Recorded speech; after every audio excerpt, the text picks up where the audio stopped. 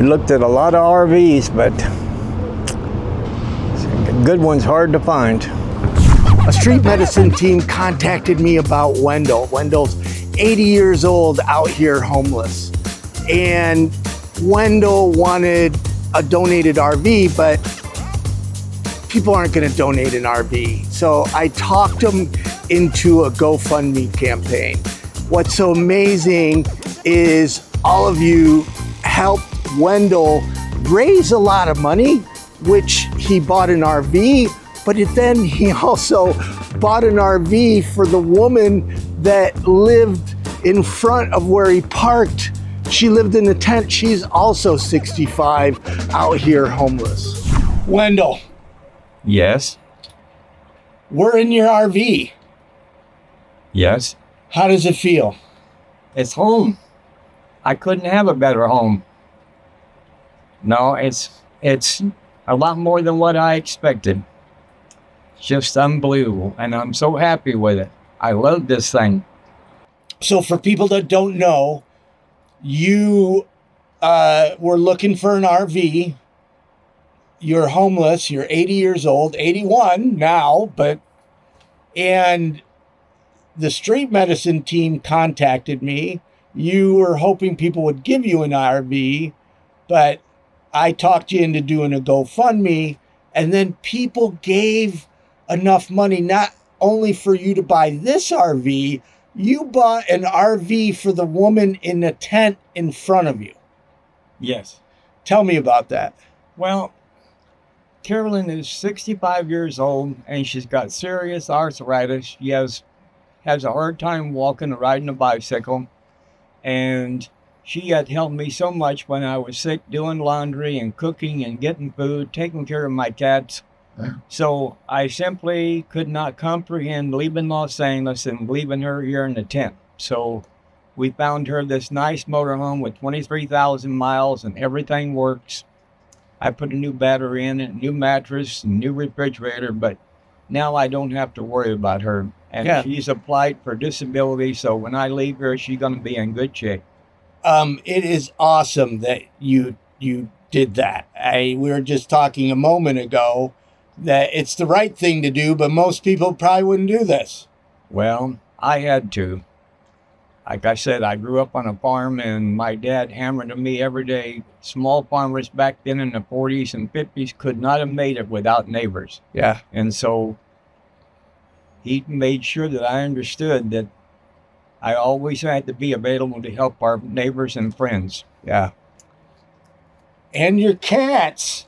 Yes, rescued cats. Now they're going to be able to get outside the motorhome under some trees and live on a barn. No, you're not going out there. And because people donated so much money, you're going to be able, you have been getting some health issues. You had your hernia operation, you're getting your dentures fixed. And then I got to get cataract surgery, and that's it.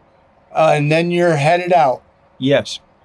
What does it mean to you, all these people? I just have no way of expressing my gratitude for what people have done. I had no idea.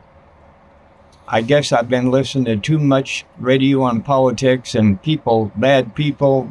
I had no idea that there was still that many really nice people out there. And now I understand.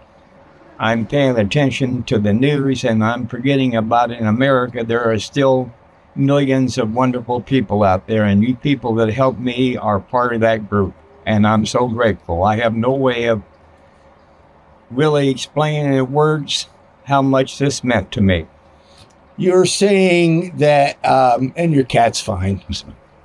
Hey, grab him if you want. Come on, get down. Just loves attention. And you were saying that you're going to live in this RV for the rest of your life. Yes. And that when you walk in, you're going to always think of the people that helped you out. Yes. Tell me about that. Well, I know that even when I've been working on, I've been doing painting on this thing, and every day I'm out there and I get thinking about this would have never happened had it not been for the wonderful people out there that donated money to me. This would have not happened. And so you know, in the country, there are no houses for rent. There are no apartments where I'm going, nothing. So this motorhome will be parked under some trees, have electricity and water. My cats can go outside, and I'm going to live a peaceful life the time I got left. And no way in words can I explain to you what this motorhome meant to me, and to Carolyn what her motorhome means to her. And Well, it was an honor to meet you. I love talking to you. You're very encouraging. And I know I'm grateful that our paths crossed and that the street medicine team connected us. I am too. And I thank them every time they come every Tuesday. They check my blood pressure, and they're having to do, still doing blood tests because they're kind of updating my medication for thyroid. What do you like best about your RV? The space and the fact that it's got all these cabinets, that the microwave works, the stove works, refrigerator works, shower. I mean, I love everything about it. I've not seen one thing in here I don't like.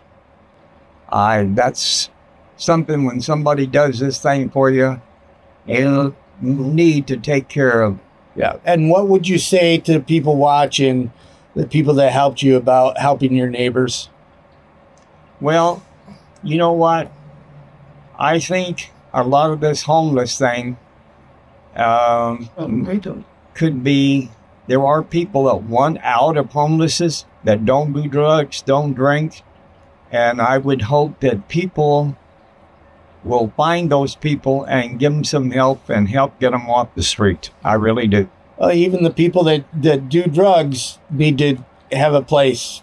Well, Being yes. outside, being outside is, you just want to drink. It's hard to stay sober out here. I know. Yeah, what you know yourself. Well, the last alcohol I had was 1974, was a beer and a pizza. Wow, 74. Yeah. I'm coming up on 29 years sober. You've got me beat. Yeah, that's okay. Totally blown away. So grateful. When we posted Walter's video, I knew people would donate, but I didn't know that they would donate so much. And now being here in his RV, hanging out, talking to him, I'm overwhelmed with how awesome and amazing you all are, that you all came together to help this homeless man, this 80-year-old, now 81-year-old, I should say young.